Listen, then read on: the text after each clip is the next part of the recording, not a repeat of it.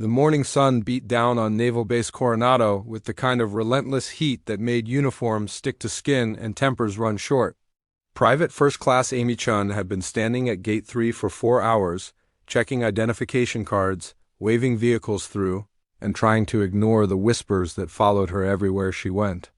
She was 19, barely 5'4", and had been assigned to security duty after washing out of her original military occupational specialty.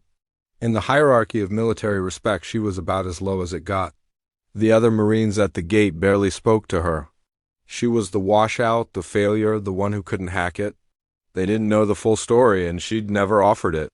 Some shame ran too deep for words. So she stood at her post, checked IDs with meticulous care, and tried to pretend the isolation didn't hurt. She'd joined the Marines to prove something to herself, to her family, to everyone who'd said she wasn't strong enough.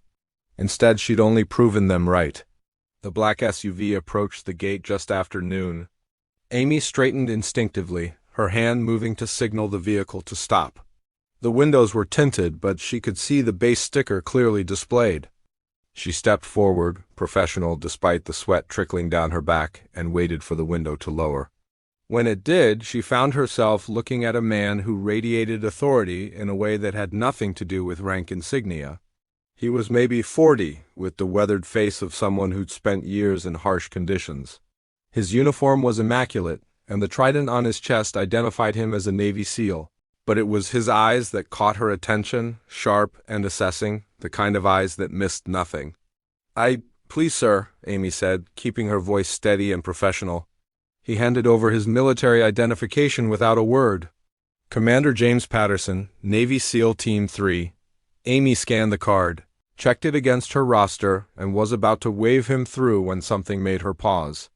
There was a notation on her screen, a flag that required additional verification for all SEAL team commanders. It was a new security protocol, implemented just last week after a threat assessment. Most of the guards had been ignoring it, too intimidated to delay senior officers. Amy swallowed hard. "Sir, I need to make a verification call." "It'll just take a moment." She saw his jaw tighten slightly, saw the impatience flicker across his face. Behind his vehicle, other cars were lining up. She could feel the stares of her fellow guards, could almost hear their thoughts. "The washout is making a SEAL commander wait. She's going to get destroyed for this." Her hand shook slightly as she reached for the radio, but she made the call anyway. 30 seconds that felt like 30 minutes passed while the base security office verified the commander's clearance. Around her, Amy could feel the tension building. One of the other Marines, Corporal Davies, walked over. "Chun, what are you doing?"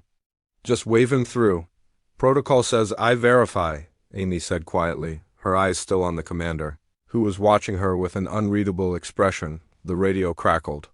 "Gate 3, Commander Patterson is verified and cleared.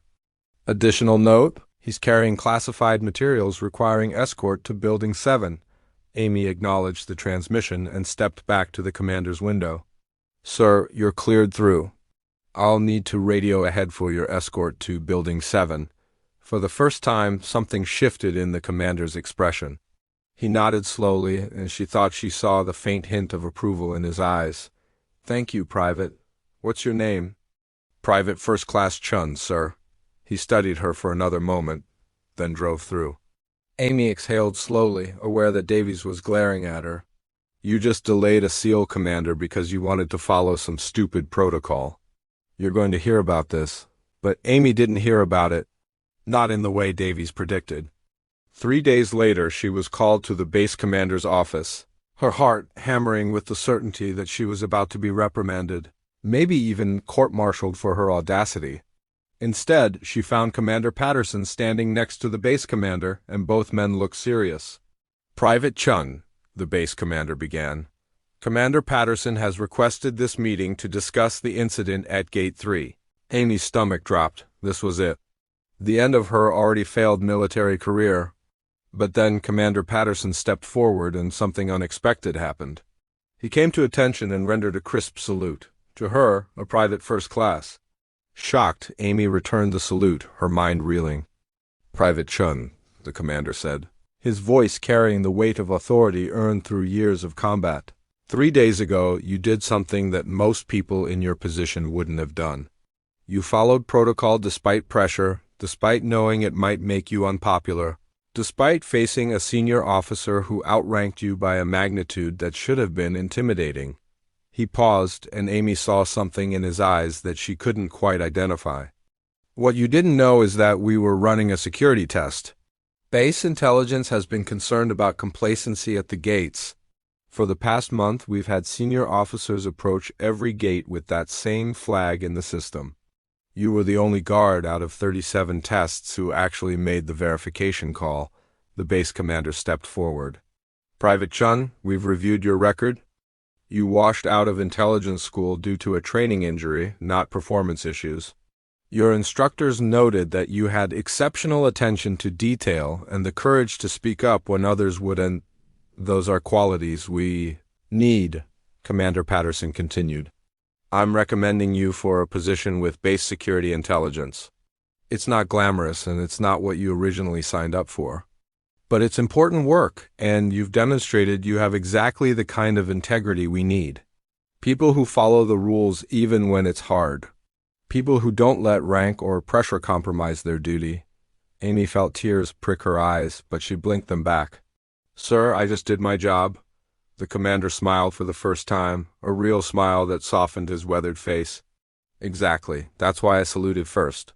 Because sometimes the lowest-ranking person in the room is the one with the most honor. You reminded me that rank isn't about authority, it's about responsibility. And you took yours seriously when nobody was watching, when there was no reward, when doing the right thing might have cost you. He extended his hand and Amy shook it, feeling the strength in his grip. You weren't just assigned to the gate, Private Chun, you were tested at the gate. And you passed with flying colors. As Amy left the office, her head spinning with the sudden reversal of her fortunes, she realized something profound. She hadn't washed out because she was weak. She'd been redirected because she was needed elsewhere in a role that required a different kind of strength. The kind that stood at a gate in the heat and did the right thing anyway. The kind that earned a SEAL commander's salute.